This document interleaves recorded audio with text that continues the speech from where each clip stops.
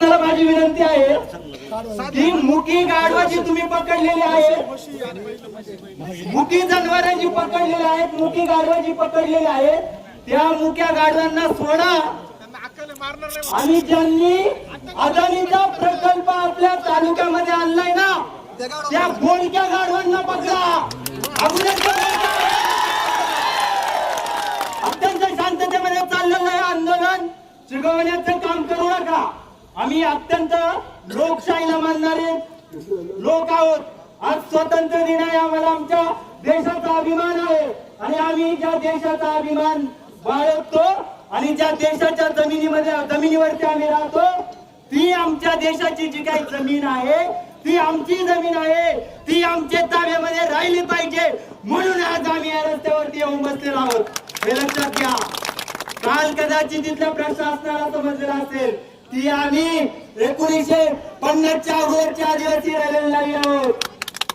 आम्ही 1950च्या आधी तीर कामटे घेऊन लढणारे छत्रपती शिवाजी महाराजांचे मावळे आहोत आम्ही. त्याचबरोबर राघोजी बागऱ्यांचे, राया ठाकरेंचे, नाग्या कातकऱ्यांचे आम्ही वारसदार आहोत. परंतु स्वातंत्र्याच्या नंतरच्या डॉक्टर बाबासाहेब आंबेडकरांनी संविधान लिहिलं, आम्हाला शिक्षणाची जी गंगा आमच्यापर्यंत आली त्याच्यातून वाचून लिहून शिकलेले समजलेले आम्ही आदिवासी आहोत हे लक्षात घ्या. त्याचा प्रत्येकाला आलेला असेल. आम्हाला हा जो काही अदानीचा प्रकल्प आहे लांडे साहेब, अतुल शेठ, हा कुठल्याही परिस्थितीमध्ये आपल्याला हळून बांधायचा आहे. बिलकुल आपण त्याची हे करणार नाही आहोत. याच्यामध्ये सगळ्यात महत्वाची गोष्ट दोन बाबी मला या निमित्ताने सांगायच्या. खूप चर्चा केलेली आपण, तो अदानी प्रकल्प का नको, कशासाठी आपण त्याला विरोध करतोय याच्यावरती आज मी बोलणार नाहीये. आज मला बोलायचं आहे की आपण साहेब अत्यंत अंतिम टप्प्यामध्ये आलेलो आहोत. काल आपण या पुण्याच्या प्रशासनाला आपण दाखवून दिला आहे, पुणे जिल्ह्याच्या प्रशासनाला दाखवून दिलेला आहे की हा जो काही हे जे काही प्रशासन आहे आम्ही कायदेशीर बाबींच्या पातळीवरती देखील तुम्हाला सडेतोड उत्तर देऊ शकतो. आणि आज लांडे साहेबांच्या नेतृत्वामध्ये हे जे काही आंदोलन सुरू आहे आज आम्ही दाखवून दिलेलं आहे की आम्ही कोणालाही जुमानणार नाही. हे लक्षात घेण्याची गरज आहे.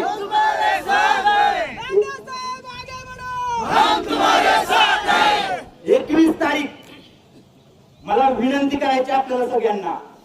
21 तारीख अत्यंत जवळ आलेली आहे. काल आपण एक दणका दिला, आज हा दुसरा दणका आपण दिलेला आहे.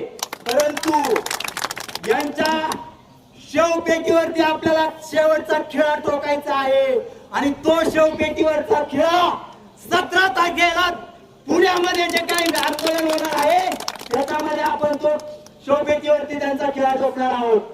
17 तारखेचं जे आंदोलन आहे त्या 17 तारखेच्या आंदोलनामध्ये आपण ज्या पद्धतीने त्यांना उत्तर देणार आहोत. मला पोलीस प्रशासनाला पण एक विनंती करायची आहे. आजच्या आंदोलनाचा रिपोर्ट तुम्ही पहिल्यांदा पुण्यातल्या सगळ्या पोलीस प्रशासनाला करा. आजच्या आंदोलनाचं लांडे साहेब आजच्या आंदोलनाचं रिपोर्टिंग करा. जर आज यांना कसं समजत नाही सरपंच मॅडम, मला कळत नाहीये, इतका उद्रेक होतोय. लोक गाढवा आणली नाही म्हणून रस्त्यावरती येऊन बसली. मग या गाढवांचा जो काही अदानीचा प्रोजेक्ट आहे तो जर तुम्ही आणायला लागले तर आम्ही तुमच्या कार्यालयामध्ये घुसल्याशिवाय राहणार नाही. लक्षात घ्या.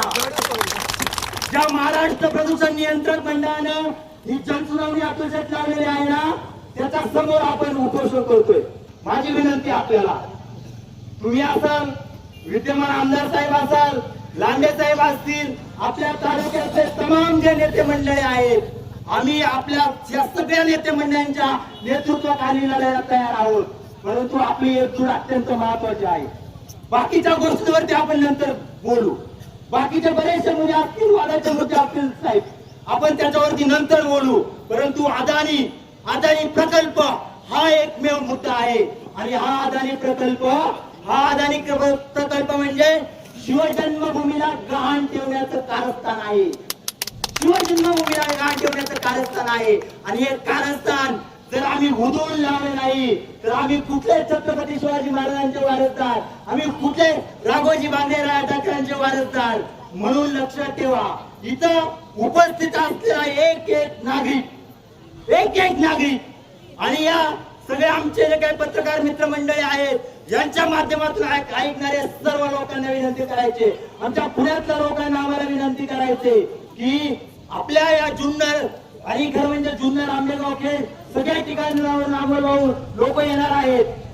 माझी एक विनंती आहे की त्या पुण्याच्या आंदोलनामध्ये पुण्यातले जे आपले बांधव आहेत, जुन्नर तालुक्यातले जे आहेत नुसते आदिवासी नाही, जुन्नर तालुक्यामध्ये पुण्यामध्ये शिकण्यासाठी गेलेले विद्यार्थी असतील, राहण्यासाठी कामधंद्यासाठी गेलेले विद्यार्थी असतील, लोक असतील, त्या सगळ्यांनी त्या ठिकाणी उपस्थित राहणं गरजेचं आहे. शेवटचे एकच सांगतो आणि थांबणार आहे, ही लढाई अत्यंत निकराची आहे. आपल्याला माहित आहे लॉंग टर्मची लढाई लढावी लागणार आहे. तुम्हाला वाटत असेल 21 तारखेला ही सुनावणी करायचं होणारच आहे, काही जीवाचं रान करू ते सुनावणी आपण रद्द करूच, परंतु सुनावणी रद्द केल्याच्या नंतर सुद्धा ते गनिमी पद्धतीनं आपल्याला नेस्तनाबूत करण्याचं कारस्थान करतील, आपल्या गावांच्या जमिनी बळकवण्याचं ते काम करतील. परंतु त्यांना एकच शेवटचं सांगतो, ज्या पद्धतीनं या स्वराज्याचं रक्षण करण्यासाठी 1600 आदिवासी मावळ्यांनी छत्रपती शिवाजी महाराजांसाठी शिवनेरीवरती जे काही बलिदान दिलं होतं, ते बलिदान आम्ही वाया जाऊ देणार नाही. आमचं रक्त काढलं तरी चालेल, आमचा जीव गेला तरी चालेल, परंतु आम्ही आमच्या जमिनी सोडणार नाही. एवढंच या ठिकाणी सांगतो आणि थांबतो. धन्यवाद.